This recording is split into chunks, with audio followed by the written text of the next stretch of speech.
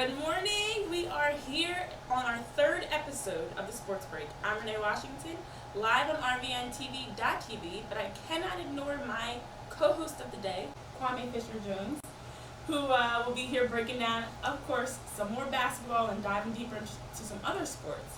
Now, Kwame, we were here last night doing our NBA Special Edition draft show, and we got to go through all the picks as they were happening, but let's go back to our number one draft pick, Markelle Fultz, to the 76ers. Rise of the bell. Yes. And what do you think is, he has a great background. And with a lot of these picks... When you say great, what makes his background great? I'm sorry. He's great in the sense that he's an inspiration to kids. And there are a number of players in professional sports that have come from backgrounds that can help motivate kids that, it doesn't matter if you have two parents, one parent, if you're an orphan, if you're homeless. Excuses. No excuses. There you go. Okay. So, looking at a player like Markelle Fultz, and I know he had his Father's Day tweet, Dad, I did it without you. Yeah, it's great. That's beautiful. As a father, I love seeing things like that. It's just real quick, and I'm jumping, this is just what I do. Mother's Day, they got, you get billboards, you get Mama, I'll Always Love You. Chris Rock has the greatest joke. Father, we get Daddy's a Rolling Stone. We get barbecue with old meat left over in the refrigerator, thrown on the grill to just get rid of stuff. That's what we get. But, that's, good to know that he threw a tweet out there that I did it without you. Beautiful. There was no male in his life, no coach, thank you. Go ahead, I'm sorry. Well, if you actually watched Fultz's interview, you would see that he said it's not, yes, he was speaking about his own upbringing with his mom being a single mother and raising him by herself, but also just more for kids, again, that are in situations where they just have a single mother. It happens to be more single mother than single father, but that's just what statistics show. Propaganda. I'm not an expert on that. And more just saying along the lines that, you can do it too. If you're out there, it's not an excuse, like you said, but, he was cut from varsity as a sophomore, was on JV sophomore year of his high school. We hear those stories going back, Michael Jordan, now Markelle Fultz, the rise of the NBA from being a player that was overlooked and cut from his high school team. So I think his message is more along the lines of, and what he represents is that hope for kids. That circumstances breed character. There was a guy, I want to say Casey Sweegan. I'm not probably mispronouncing his name, but he was drafted in the second round, and he was a kid that bounced around from multiple homeless shelters, and battled with weight, which is an epidemic, obesity, especially in the African American community, because it's cheaper to buy a cheeseburger for 99 cents than it is to get a piece of fruit. So the backdrop, I think what you're saying in your very sensitive way, is the backdrop, the backstory, kind of like the American Idol. As they're waiting in line, they find a great story. My vocal cords were cut. Kanye West's story. I broke my jaw and I still rap. People gravitate towards that story. For me, though, Fultz on the court is what's going to be the defining point of his career. And I mentioned the gentleman, Perry List. He did it. People's passion can sometimes make you rethink or make you reevaluate your thought process. And, sometimes you'll argue with people that are so dumb it makes you question your own level of intelligence. But sometimes you find that one person that the passion behind their debate makes you really sit back and reevaluate. And the passion and how much he loved the addition of Fultz made me think about it. And the pluses for the kid is he's a magnificent isolation scorer. He's a guy that can weave in and out through traffic. He has tremendous body control. There are some questions, but today's a day to rejoice. Today's not the day to poo-poo on anybody's parade. The Sixers, after allegedly 4 years, but the last title I remember was in '83. And I ain't the smartest man. It's 34 years. I remember that, yeah. Well, you were a thought in your parents in '83. Child, please. You were a thought in '83. You weren't pumping, you weren't breathing, man. I remember those days. It's 34 years and counting since they won a title. And, hopefully it brings back the days when championships were the only things that mattered, not hashtags. Right. Stupid, silly things, banners, and people don't win. Winning should be winning. Hopefully Fultz brings that. So that's the exciting thing. Yeah, I do like his composure on the ball. He's a very smooth player. And he has the ability to get to the basket as a point guard, but also can distribute the ball well. They say he can. I need to see more of it. I think it'll happen as he gets into the league. It'll develop more. Cool. Yes, fingers crossed. But his teammates, actually, Joel Embiid and Ben Simmons, last night they were tweeting and throwing some shade. Let me get comfortable for this one because I'm going in on this one. But so there was a tweet about LeVar Ball, and Ben Simmons subtweeted it, #pills, I believe it was. And then also Joel Embiid was saying that, something to the effect of can't wait to dunk on. Yeah. He said, I hope you dunk on him so hard. So, as of right now, it seems as though, as many of us thought, the Ball family has brought a lot of attention to Lonzo Ball and maybe made it so that other players in the league kind of want to shut him up a little bit. Here's my issue with this, Renee. Here's my problem with this. Between the two of you dudes, and Ben, you can step to the side because I'm going to talk to your boy for a second. Explain to me how 10 games a year has the audacity, the gall, the testicular impression upon his mind that he has a right to question anybody. When you can play check that. When you can play better yet, when you can play 3 times in a week, then you can think about taking shots at somebody else. I am so red of Joel Embiid, period. I'm tired of seeing everything about him is social media based. On the court, you have to make excuses and asterisks for him to have relevance. Well, he can only play this game, or he can only play that game. And I'm making the camera crew work because I'm all over the place because it's ticked me off.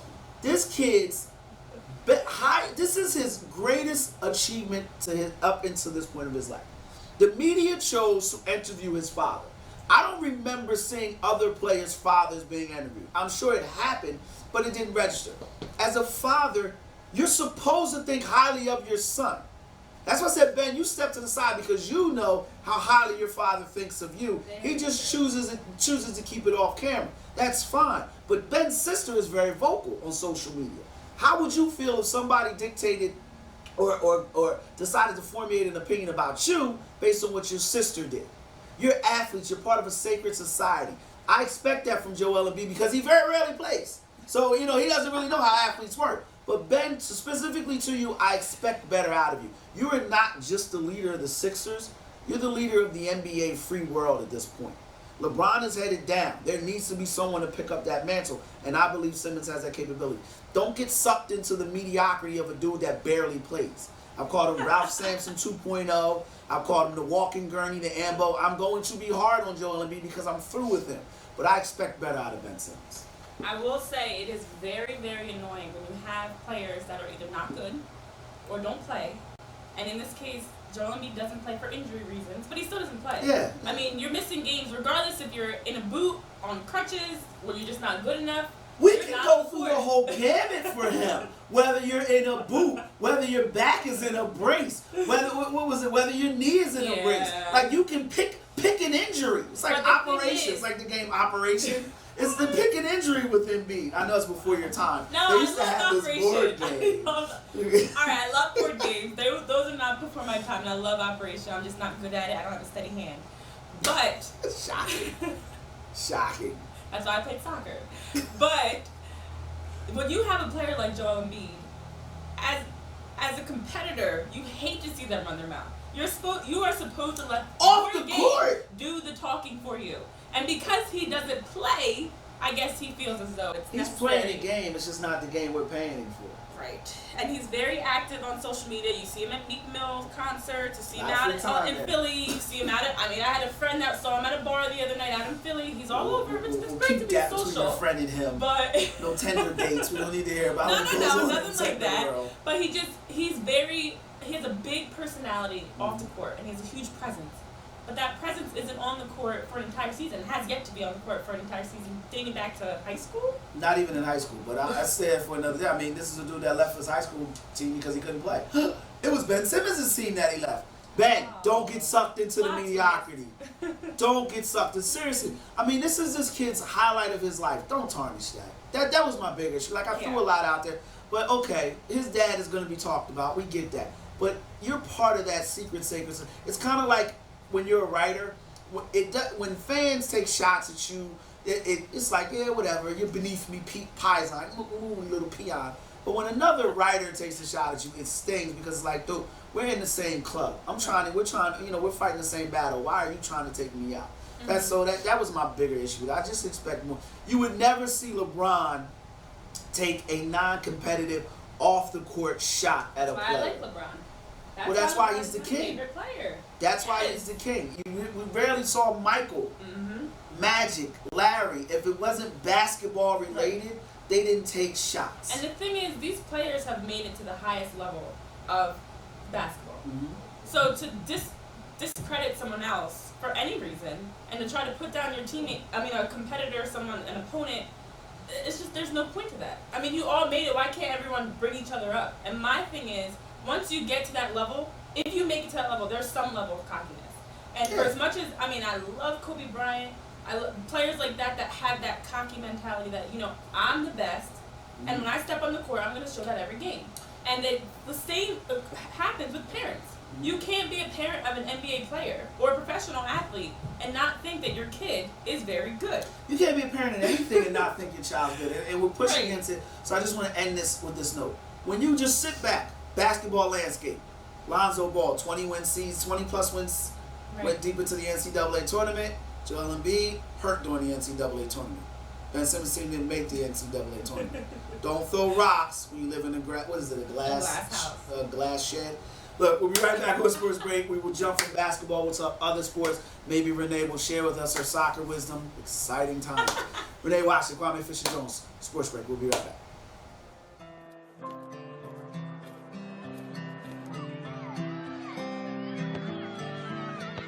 Most of the time, it's easy to know which option is better. Other times, not so much. So it's good to know that Mazola corn oil has 4 times more cholesterol-blocking plant sterols than olive oil. And a recent study found that it can help lower cholesterol 2 times more. Take care of those you love and cook deliciously. Mazola makes it better. La Esperanza Mexican Restaurant and Bar, the best authentic Mexican restaurant in South Jersey. Your friends and family will enjoy the fun and the food, like our staple guacamole, tamales, and ceviche. Our weekday lunch special is just $7.99. We also offer Saturday and Sunday brunch. Enjoy the largest selection of tequilas in South Jersey, Mexican beers, bottle and draft beers, fresh margaritas, and daily beer and margarita specials. La Esperanza Mexican Restaurant and Bar, family owned and operated since 2002. Hi, I'm Becky. And I'm Eric. And this is Cookin' Uncorked. It is. It is. And you can check us out Mondays at 10:30. 10:30 every Monday. See you there.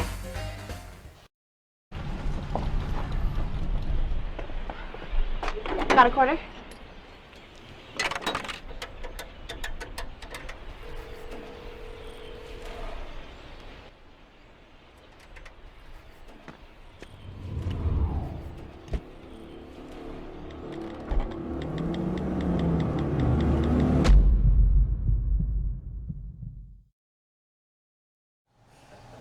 Breaking news, Kwame Fisher-Jones has 1 or 2 good ideas a day. But welcome back to the Sports Break.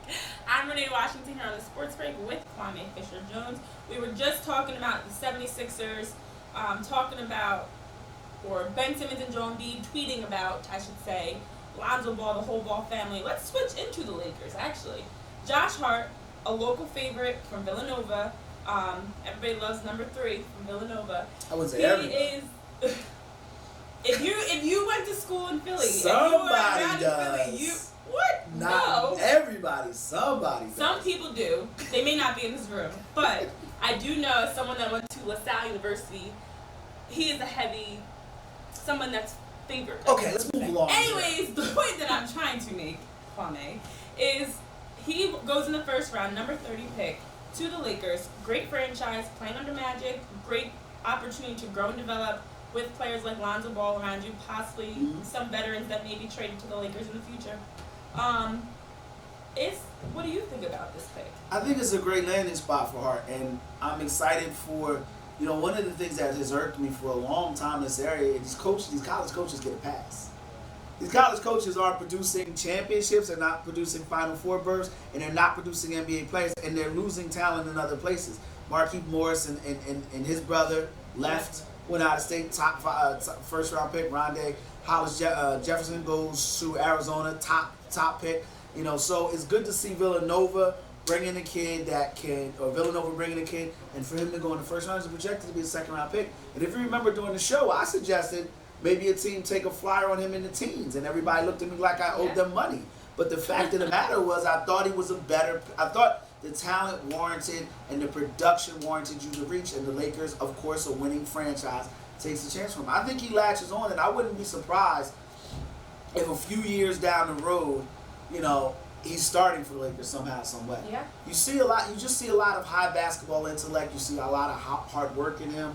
You know, like I said, when your resume shows that you're not only willing to work hard, but there's production through that hard work, it kind of lends itself to the NBA. And I think that's what Villanova creates. I mean, unfortunately, I think the downside of it is that they don't always go as far in the NCAA tournament as they should.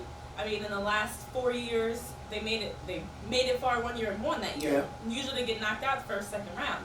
But I think it's because they create a culture of hardworking role players.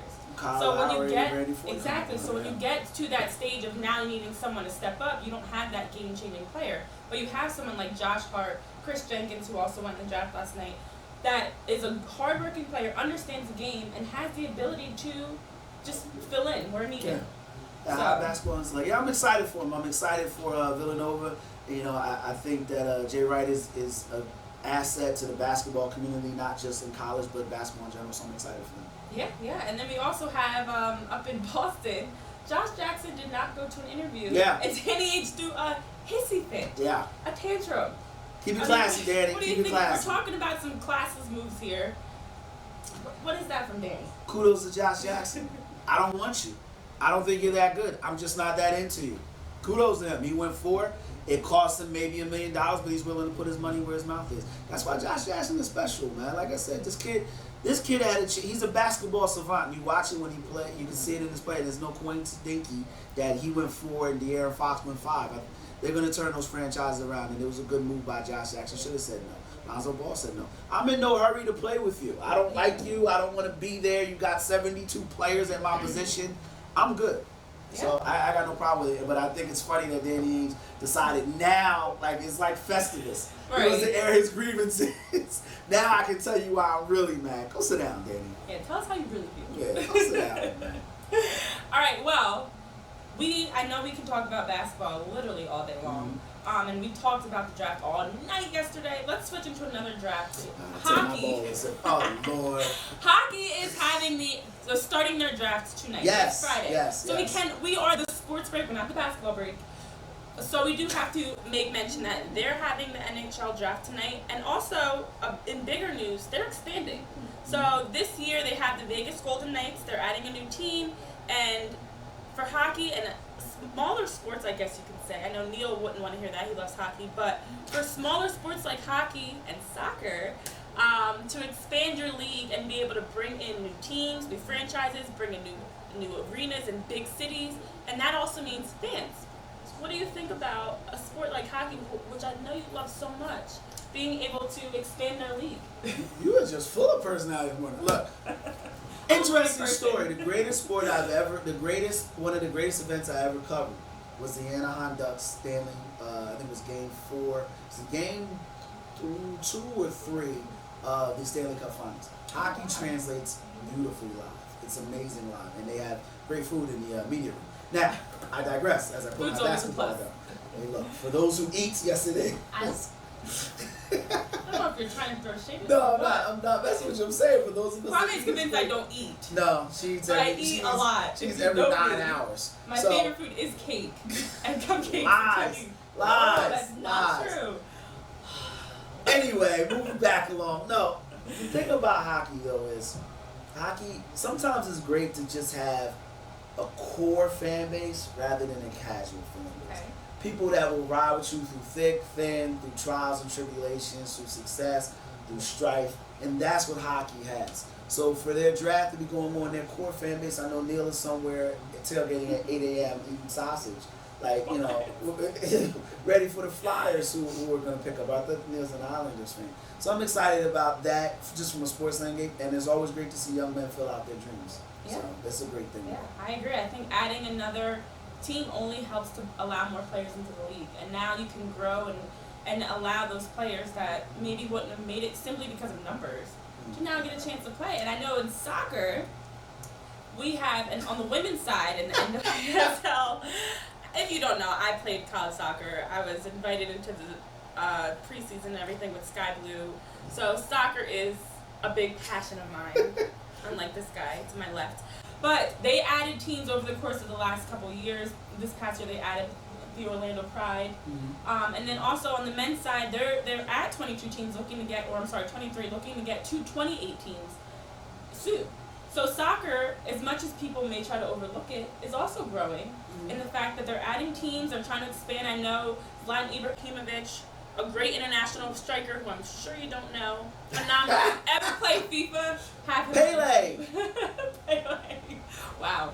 I used to play FIFA and he was always on my team because he can score goals from anywhere. He's tall, he's strong, and he may be coming to the United States to play soccer. You know what's funny about soccer? And I'll tell you this before you try to force it down my throat.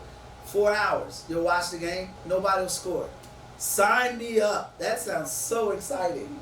It's a recreational sport. It's like bike riding. You know what I mean? Whoa! I'm excited it's raining, so I can't ride my bike. I don't care if it hurts. I can't ride my bike right now, but once the rain goes away, I'll be able to ride my bike. First of all, soccer. Kwame is clearly showing how much he does not know about soccer. Soccer is one of the toughest sports. It because is. if it's raining, you actually are still playing. Right. If it's snowing, they don't cancel for rain. They don't play They cancel soccer for in the thunder. snow. I kid you not. Did you ever watch? Wait a minute. What year was it that the men's national team was playing on the soccer field, the United States men's national team playing on the soccer field, full of snow? Alright, okay. Full of snow. You know the type of snow you go out and build a snowman in because it's up to your knees. They were out there in that. Okay, sliding still, thank you for telling us how you played soccer in the snow. I remember watching Clint Dempsey running through the snow. Now, here's the thing that people don't understand. Basketball, which is the reason why I love covering basketball as a reporter, because on the lazy side, you never have to worry about an umbrella, a jacket. You always get the same weather. It's indoors. Soccer, football, you don't know what you're going to get. Football, that's a It is like football. And do you play football in the snow and the snow Yes. rain? And so does soccer. I need to see proof. Look, I said this to you the other day. Google's got proof. Google's not a source. Like Wikipedia's not a source. I'd rather be spayed or neutered than watch a full spike soccer game. I said that with you before. So we gotta wrap it up. Wow. I know you're mad at that. Anyways, let me just throw this last point in there. As I said, soccer is a great sport. It's a growing sport. It is already popular throughout the world.